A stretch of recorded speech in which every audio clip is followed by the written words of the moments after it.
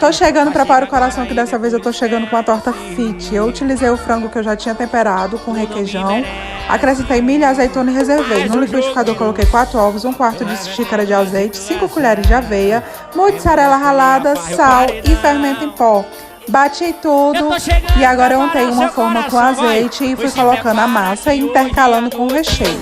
Massa e o recheio, finalizei com a massa e por cima eu coloquei mussarela ralada e orégano.